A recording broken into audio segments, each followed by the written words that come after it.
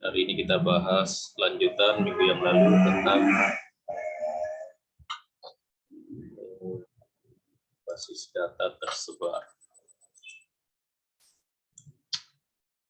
Ya, pertama kita bahas dulu kembali masalah mendesain basis data tersebar.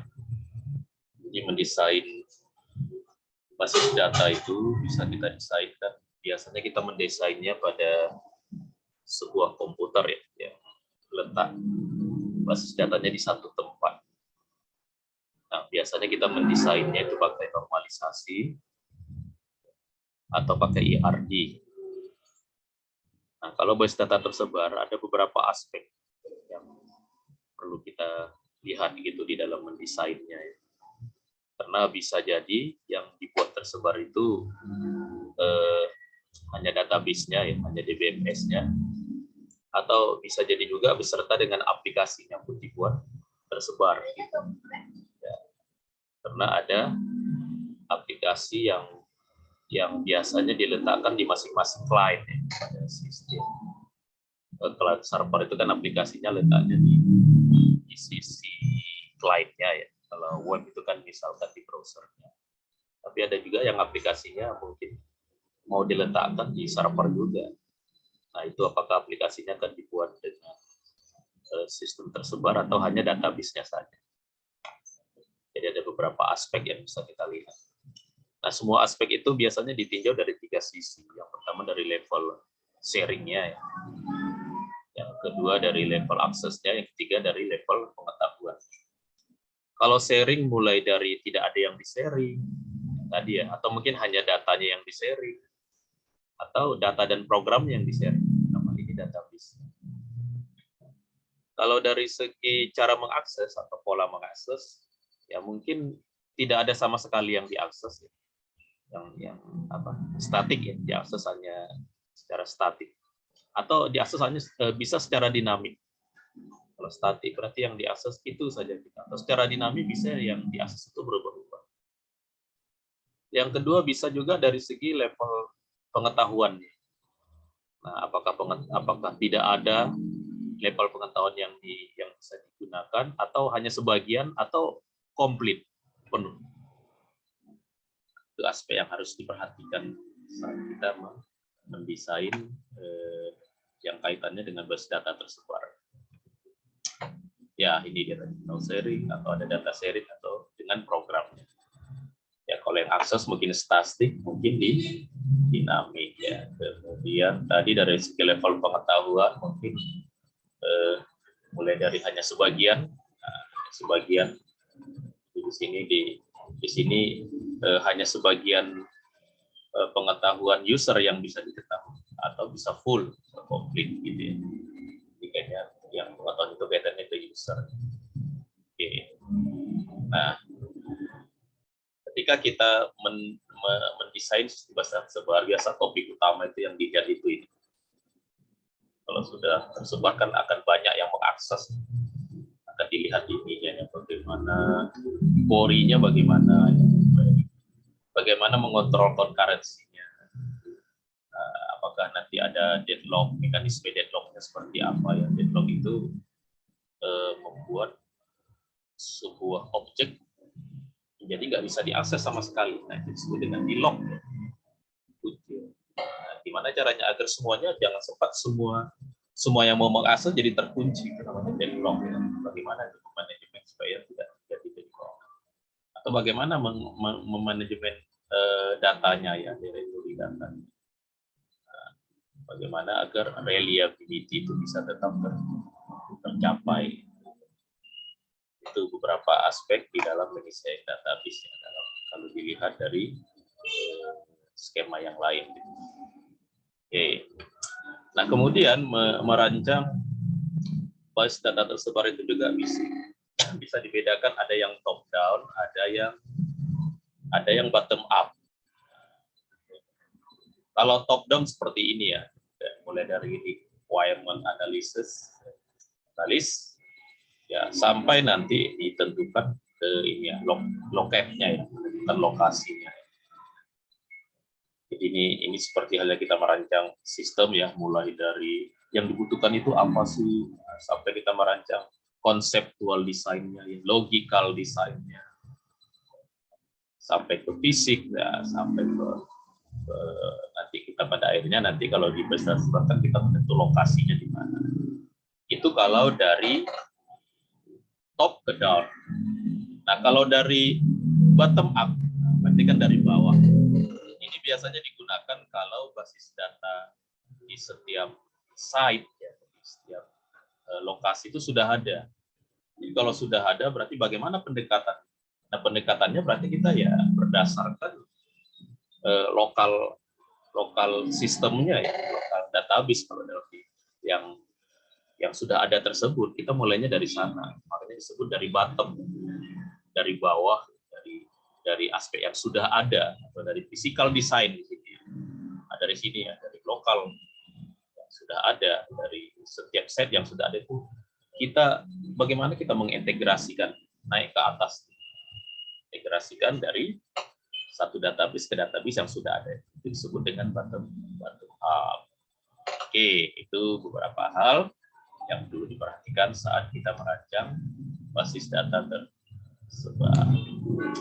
Nah, kita kembali ke pembahasan yang sebelumnya, bahwa ada 3 aspek di dalam mendesain basis data tersebar, tiga operasi, 3 aktivitas yang bisa kita lakukan, yaitu fragmentasi, alokasi, dan replikasi. Nah, gitu. Jadi fragmentasi itu apa?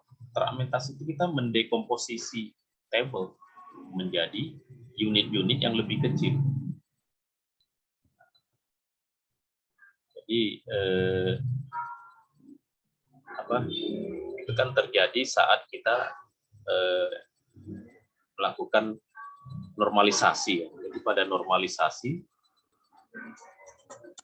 tabel-tabel itu kan supaya normal kita dekomposisi. Nah, kalau pada fragmentasi ini nanti berbeda ya. Pada fragmentasi itu sebuah tabel kita bagi menjadi unit-unit yang kecil, ya, dengan alasannya ini. Apa alasannya? Kenapa kita lakukan fragmentasi? Karena tempat akses sebuah aplikasi bukan pada yang diakses pada sebuah aplikasi tidak semua table. Supaya lebih efisien, tabelnya dipecah aja ke bagian-bagian dari table yang sering diakses. Itu alasannya. Ya, sehingga nanti aksesnya akan lebih baik ya, pada data-data yang banyak, data yang tinggi, nanti aksesnya jadi lebih baik karena difragmen ya, dipilih data mana yang digunakan pada lokasi tertentu, sehingga nanti mengeksekusi query-nya jadi lebih cepat tentu ya, akses query-nya. Apalagi kalau ada data-data tertentu yang diakses oleh banyak orang pada sebuah table, nah lebih baik bagian dari data tertentu itu dipisah, ditempatkan ke site ya, atau ke lokasi yang lebih sering menggunakannya. Itu alasannya dilakukan fragmentasi. Walaupun akibat fragmentasi itu ada beberapa hal yang kelemahan yang terjadi ya ini. Yang pertama ya cost. Cost-nya karena kita letakkan di 2 tempat tentu menjadi ini ya. Kita harus, maksudnya ini perintah-perintah untuk melakukan penyatuan kembali ya, join atau union, itu nanti hal yang harus kita lakukan lebih. Kemudian masalah integrity juga. Kalau integrity itu kan kita biasanya kan yang kita bahas kalau hanya di database-nya berada di satu tempat kan biasanya integrity dari segi primary key atau dari segi foreign key kan itu ya. Kalau di sini integrasi dari akibat fragmen yang tersebar tadi itu. Yang sempat di satu fragmen pada record data yang sama berubah, di tempat lain tidak berubah. Nah, itu kan masalah integrity ya, yang harus disesuaikan, disinkronkan. Itu nanti beberapa cost, beberapa upaya yang harus diatasi. Oke, kita ke fragmentasi. Seperti yang sudah pernah kita bahas, fragmentasi itu ada horizontal, ada yang vertikal. Nah, yang horizontal itu seperti ini. Misalkan datanya ini ada sebuah relasi, namanya relasi di sini atau table kalau kita ada PNO, ada P name, ada would get, ada log 2, 3, ada 4. Nah, kalau hasilnya seperti ini, yang semula 5 jadi 2 recordnya. Nah, ini namanya horizontal. Horizontal atau jadi 3. Jadi berarti yang hasilnya itu horizontalnya full. Horizontalnya full ya. Tapi nanti secara vertikal yang semula ini 5 ini jadi 2 atau jadi 3. Jadi fragmentasi yang seperti ini disebut fragmentasi horizontal. Berarti recordnya yang dipilih, diselect, recordnya diselect. Pilih recordnya. Pakai, kalau SQL pakai where. Kalau nanti yang pakai tanda row nanti ya, kalau yang pakai aljabar relasional ya minggu lalu ya. Kemudian yang kalau vertikal contohnya ini. Minggu lalu kan saya tanya ya, atau jawaban Anda benar. Jadi kalau asal datanya seperti ini, asal tabelnya seperti ini, contoh fragmentasi vertikal itu hasilnya seperti ini. Jadi kalau ini ada 4 kolom, jadinya cuma 2 kolom, atau jadinya cuma 3 kolom. Tapi jumlah recordnya tetap 5. Kalau ini kan jumlah recordnya yang berubah. Nah, fragmentasi yang seperti ini disebut dengan fragmentasi vertikal. Kalau ini apa ini? Ini hanya ID sama budget, ini ID project, nama sama lokasinya gitu. Ini namanya fragmentasi vertikal. Oke, nah di samping nanti fragmentasi pun bisa hibrid ya, vertikal sekaligus horizontal. Jadi kolomnya tinggal 3, recordnya tinggal 2.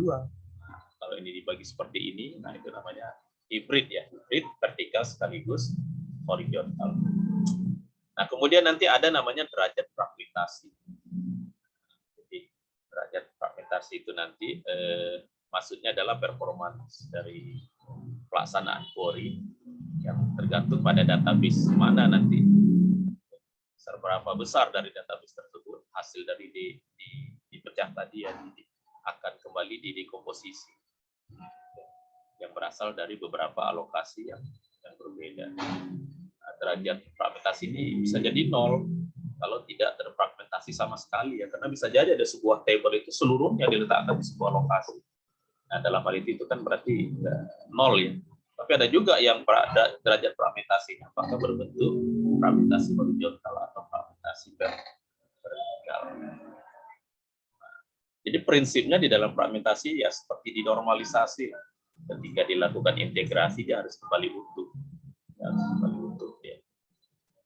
Jadi ini kalau ada beberapa relasi ya beberapa table, nah dia harus bisa kembali menjadi sebuah data yang kita sebut data yang integrasi tadi itu.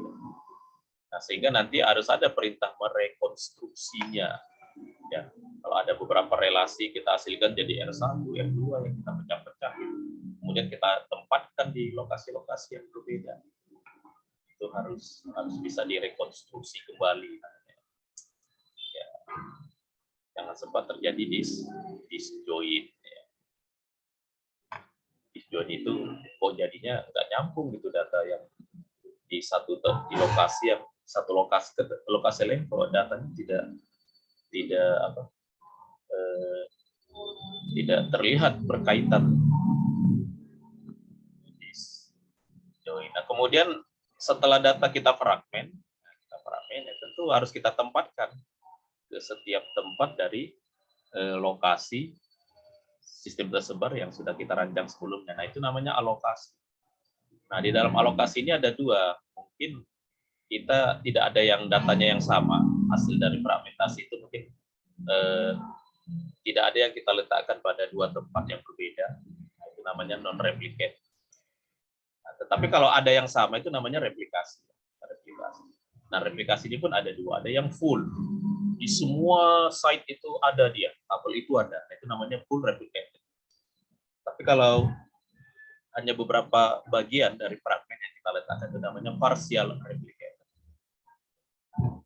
Nah, setiap desain itu kalau kita bandingkan hasilnya seperti ini nanti ya, sebagai pertimbangan ya.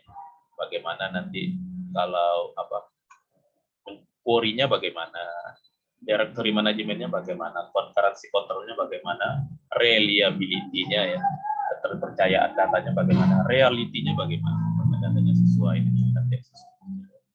ini parameter-parameter ini diambil dari yang di sini tadi. Dari yang ini tadi. Masalah topik yang biasanya diperhatikan saat kita merancang database. Sehingga kalau kita lihat dari sini, berarti kalau dia full replication, query-nya lebih enak diaksesnya, lebih mudah. Tapi kalau parsial, nah jadi lebih sulit. Mengontrol concurrency-nya kalau full jadi lebih jadi apa? Ya cukup sulit lah. Tapi kalau partial replication paling sulit. Kalau sangat bisa.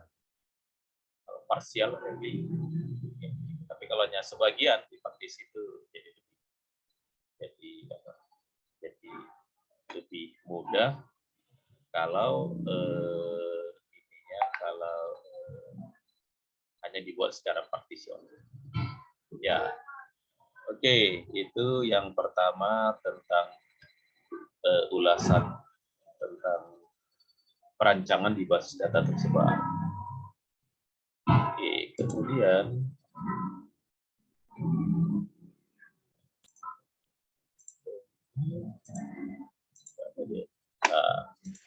kemudian kita bahas satu lagi tentang masalah fragmentasi. Nah, minggu lalu kita membahas aljabar relasional. Nah, aljabar relasional itu kan kemarin udah kita bahas, itu kaitannya nanti ke apa? Analoginya nanti bisa ke SQL. Nah, SQL fragmentasi ya. Karena SQL juga bisa kita melakukan semacam fragmentasi ya. Kalau di SQL namanya view. Jadi setiap table yang kita bisa hasilkan view-nya. Nah, view-nya itu berarti biasanya tidak semua table-nya. Itu dengan SQL. Nah, kalau dengan aljabar relasional itu ada beberapa operasi aljabar relasional yang minggu lalu kita bahas. Nah, kita lihat kaitannya. Ini ya. Nah, ini yang tadi. Apa sih bedanya fragmentasi vertikal sama horizontal? Kemudian saya tanya juga. Jadi kalau fragmentasi vertikal, kalau semula bentuknya seperti ini, tabelnya seperti ini, hasilnya begini, fragmennya ya, atau pembagiannya jadi begini. Jadi ini atas ke bawahnya cukup, tapi kiri kanannya ya. Berarti yang pada fragmentasi vertikal, hasil vertikalnya utuh. Pada fragmentasi horizontal, hasil horizontalnya yang utuh. Jadi kalau di sini ada 5 kolom, rekodnya ada 10. Pada fragmentasi vertikal, kolomnya di sini jadi 2, sini jadi 3. Itu namanya fragmentasi vertikal. Kalau pada fragmentasi horizontal, jumlah kolomnya tetap 5, di sini 5, di sini juga 5. Tapi recordnya jadi terbagi, mungkin di sini 6, di sini jadi 4 record. Itu untuk menjawab pertanyaan yang minggu lalu ya. Apa bedanya fragmentasi vertikal sama horizontal? Nah, kita contohkan dengan table. Seperti contoh tadi juga ya, ini ada table yang akrab di Anda ya. Kalau di mana? Kalau di aljabar relasional nanti table itu namanya relasi. Nah, kita sebutlah ini namanya relasi mahasiswa. Ada NIM atributnya ya. Ada nama, ada jenis kelamin, ada alamat. Nah, ini kalau kita panggil utuh perintahnya select bintang from mahasiswa, ini SQL. Ini SQL, select bintang from mahasiswa, SQL-nya seperti itu. Nah, kalau kita mau lakukan fragmentasi horizontal, kira-kira perintah SQL-nya bagaimana? Nah, ingat ya, fragmentasi horizontal itu memilih record. Berarti apa yang kita tambahkan? Where. Misalkan yang mau kita filter itu where-nya alamatnya di Bekasi. Nah, berarti yang semula datanya berapa ini? 1, ini 6, yang Bekasi ini hanya 1, 2, jadinya 3. Nah, ini hasilnya inilah yang disebut dengan fragmentasi horizontal. Kalau kita melihatnya dari aspek aljabar relasional nanti ya. Walaupun ini kita contohkan pakai perintah SQL. Yang harus Anda ingat ini perintah SQL seperti ini. Nah, bagaimana kalau kita mau menghasilkan efek ya, seperti halnya vertikal, fragmentasi vertikal untuk data mahasiswa ini. Nah, apa yang kita pilih kalau di SQL? Kita memilih nama kolomnya. Misalkan di sini hanya NIM dengan nama. Select NIM dengan nama yang tanda bintang tadi, select bintang. Kita ganti dengan NIM dengan nama. From mahasiswa. Nah, ini hasilnya. Jadi kalau tadi ini recordnya 6, di sini tetap 6. 1, 2, 3, 4, 5. Tapi kolomnya jadi 2. Yang semula ada 4 kolom. Nah, di dalam SQL, cara memilih kolom itu, kita letakkan di depan select. Ini namanya fragmentasi vertikal, hasilnya fragmentasi vertikal. Nah, kemudian bisa juga combine-nya. Kita bisa kombinasikan ini yang dua. Maksudnya fragmentasi vertikal iya, fragmentasi horizontal pun iya. Nah, contohnya ini kolomnya jadi 2, barisnya jadi 3. Nah, kan semula kan kolomnya 4, barisnya 6. Kalau yang hibrid, yang dua-dua terpotong, baik yang kolom maupun yang horizontal. Nah, secara SQL perintahnya seperti ini. Ini di selectnya tidak bintang, tapi kita pilih kolomnya dengan nama from mahasiswa. Kemudian ada juga where-nya. Where ini untuk melakukan fragmentasi tadi secara horizontal. From alamat Bekasi.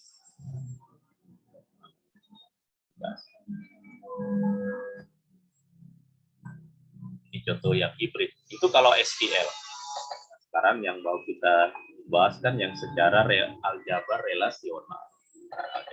Kalau aljabar relasional gimana melakukan yang tadi? Nah, kalau kita mau melakukan seperti tadi ya, misalkan tadi apa tadi? Horizontalnya ya, yang where alamat Bekasi. Nah, itu namanya selection pakai tanda row seperti ini, tanda row seperti ini. Jadi row alamat sama dengan Bekasi, dalam kurung mahasiswa. Ini notasinya seperti ini. Notasi ini kalau di SQL sama dengan ini. Sama dengan ini di SQL ini ya. Where-nya di sini. Where-nya kita letakkan di depan row alamat sama dengan Bekasi. Ini relasinya. Atau kalau di SQL namanya table kan. Table-nya from mahasiswa ini cukup dalam kurung mahasiswa. Ini cara penulisan di aljabar relasional. Ya, dan secara aljabar relasional. Ini tadi namanya fragmentasi apa ini namanya? Ini namanya fragmentasi apa? Dengarannya. Horizontal. Fragmentasi apa? Horizontal. Fragmentasi. Pak. F. Horizontal. F apa ini? F. H atau P? Horizontal. FH atau FP? Horizontal, Pak. Horizontal. Ini dengan aljabar relasional persamaannya adalah dengan selection. Kemarin kan ada projection, ada selection. Ini dengan selection. Atau simbolnya ini simbol gini ya, simbol row ya. Ya, simbolnya. Notasinya seperti ini, lihat. Ini kalau di SQL where-nya, ini from-nya. Tapi kalau di aljabar relasional notasinya berbeda. Oke. Yang kedua, kalau kita mau melakukan fragmentasi secara vertikal. Nah, berarti ini FP. Ini rumusnya ini ya. Ini rumusnya, ini contohnya berarti kita di dalam komanya ini kalau ini kriteria ya. Kalau ini nama kolom, nama field-nya ya, nama atributnya. Misalkan kita mau kita ambil NIM dengan nama saja. Kalau di sini ada NIM nama jenis alamat, kita pilih hanya NIM dan nama saja. Kita tulisnya di sini. Nah, di sini nama relasinya. Nah, ini contohnya tadi hasil. Nah, gitu. Jadi ini notasi aljabar relasional, ini juga notasi aljabar relasional untuk projection yang kita sebut dengan fragmentasi vertikal. Oke, kalau dua-dua, nah kalau dua-dua berarti kolomnya ini yang dua-dua ya, kolomnya jadi 2, recordnya misalkan recordnya kita pilih record. Nah, itu gimana caranya? Nah, ini ada 2 alternatif. Anda mau meletakkan yang di depan ini adalah projection-nya, baru selection-nya. Atau selection-nya dulu baru projection. Kalau di SQL kan begini ya, harus select dulu ya. Kalau begini, ini ada, kalau mau ada dua, ini kan berarti gabungan, gabungan antara yang projection dengan yang selection ya. Kemarin kan ada projection dan selection. Kemarin ada union, ada different ya, masalah aljabar relasional ini ya, minggu lalu ya. Nah, kita contohkan yang dua dulu. Theta dengan row ya, row dengan V. V itu untuk projection, row itu untuk ya, itulah dia penulisan kaitan antara aljabar relasional dengan SQL. Oke, yang lain nanti ada contoh pakai join ya. Gimana kalau join? Paling sering tekan di join.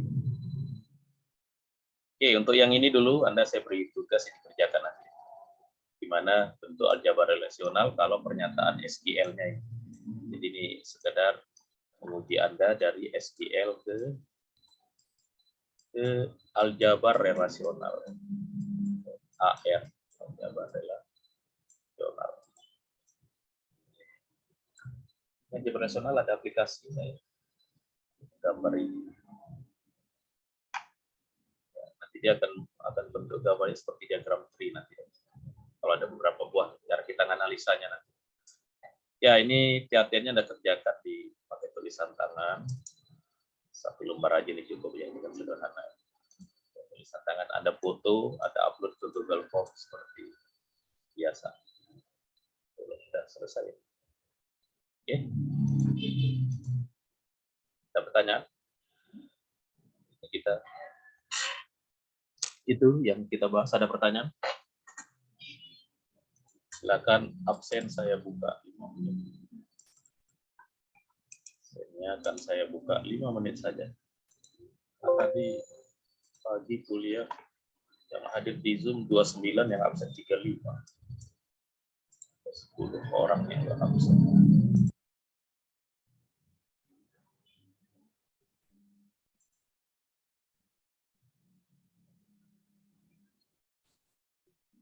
Ya, silakan lakukan absen di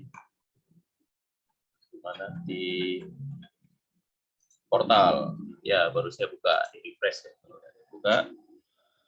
Saya bukanya, Anda absennya saya kasih nggak sampai lah 5 menit ya. Ini hanya yang di Zoom aja yang dengar.